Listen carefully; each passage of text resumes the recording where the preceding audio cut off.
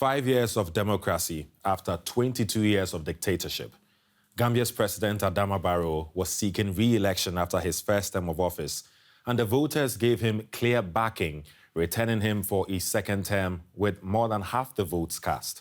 A turnout was also resounding, with multitudes of voters doing their civic duty. There are still many challenges, but first on the agenda was celebration.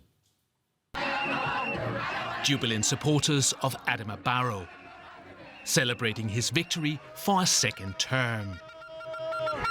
Barrow!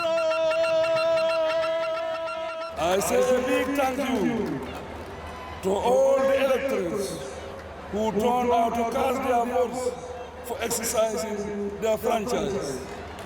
One of the most important civic duties of a citizen. The election is the first since former strongman Yahya Jammeh fled into exile in 2017 and is being seen as a test of democracy in the Gambia. The turnout was nearly 90% after what observers say was mostly a free and fair campaign.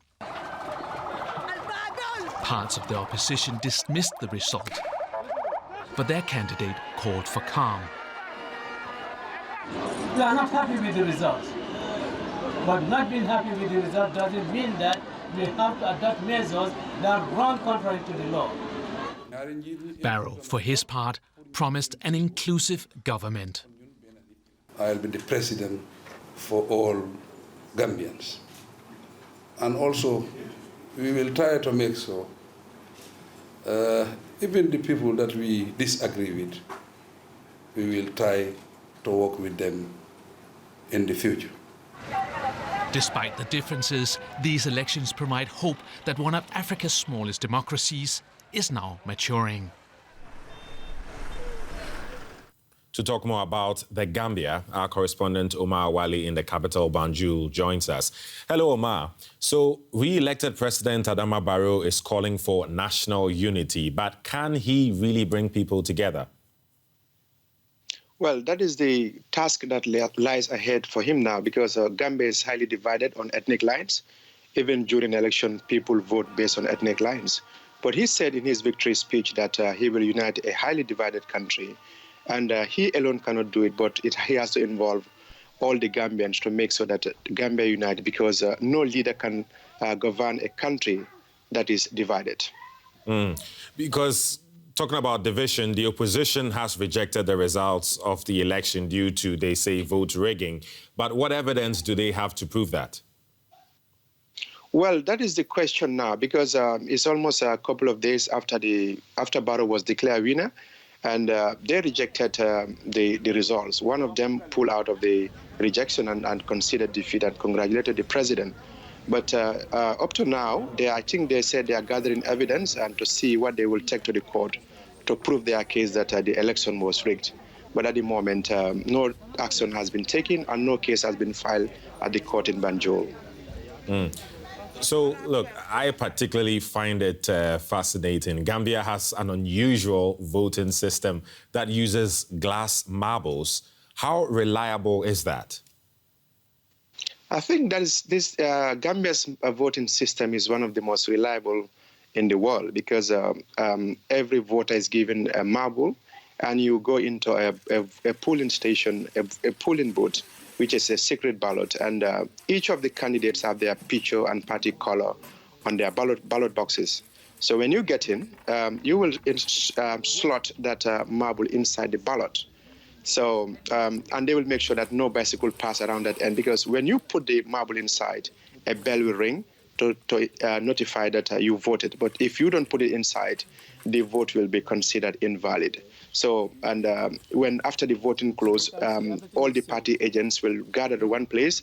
They will empty the ballot boxes and count on the spot. So the good thing about Gambian voting system is that people on the ground will know the results even before the electoral body, that is the Independent Electoral Commission. So the Gambia currently has no term limits for president, but President Adama Barrow wants to change that. Let's listen to him. I assure you and the whole world and all Gambians that we will have a new constitution and we will have term limit an absolute majority. We heard him there. But Omar, Parliament rejected a draft of a new constitution earlier this year that would have instituted a 2-term limit. So how realistic is the president's assurance? Well, that is the million-dollar question that everybody is asking, because the main reason why the constitution could not pass through Parliament was because of the retrospective term limits. Barrow came to power in 2017, but when the new constitution was drafted, it says that Barrow's first term will start in 2017 instead of 2021. So his supporters said that is unfair, they are discriminating the president, and they voted against him. But now that he won another term, he promised to bring in a new constitution before the end of 2026. So the question is whether that the term limit will be included and whether he will abide by what is stated in the draft when the law comes into place or the bill comes into place. I guess a lot of uncertainties remain. Only time will tell. But, he's been re-elected. What are the main challenges he has to address in the country? The key main challenge has to do with the Truth Commission submitted their report to the president, which investigated human rights abuses committed under former President Yahya Jammeh 22-year rule. And they found out that the Jammeh crimes were committed. They established a case against Jammeh. And even the chief prosecutor of the International Criminal Court said Jammeh's crimes will not go unpunished. And other West African countries as well, Ghana, Nigeria, and other countries whose citizens were executed in the Gambia, they were mistaken as mercenaries, will also take up a case against Jammeh. So Barrow has to implement, or the task that lies ahead for him is the implementation of the recommendations. But another key issue is the unemployment. So many young people are unemployed in this country, and they are looking for greener pastures in Western countries.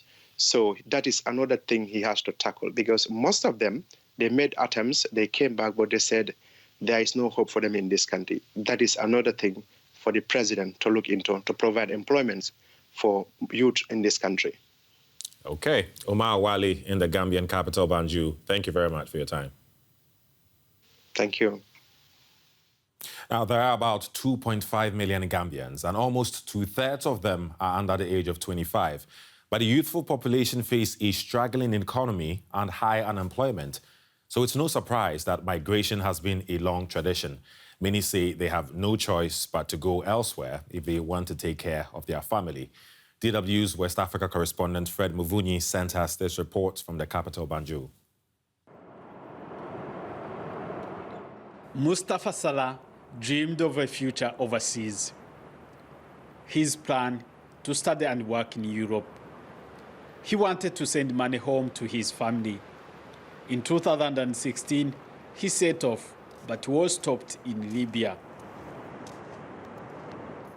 Yeah, we were held 4 months in the detention center, and I was beaten together with other migrants, and we were almost starved to death because there was no sufficient food or water. He was extradited back home, where he struggles to support the 10 members of his family who depend on him. I am disappointed because most of the reasons that pushed me to go to this journey are still here with me. One of those reasons, more than half the people here live on less than $2 a day. Leaving home to work abroad is not only important for the people who do it, it's crucial for the country as a whole. The money people send home accounts for 1/5 everything spent in this country. It's more than foreign direct investment and more than development aid. Everyone in Gambia needs young people to live and work abroad. Those who last week re-elected Gambia's President Adama Barrow believe his promises to improve the economy. But he will need to create jobs for the young in a country where more than 60% of the population is under the age of 25. It's tough to keep them from leaving when they can't afford an education or find a job. Mustafa often warns groups of young people against the route he tried to take to Europe. The trip north via the Mediterranean is too dangerous, he says. but he's still convinced getting there somehow would be the only way to improve his chances. If the opportunity for me to go to Europe is there, I will take it because I still want to further my education. I still want to have a professional degree. People like Mustafa are Gambia's assets. The job for policymakers is to make the country offer them enough to stay.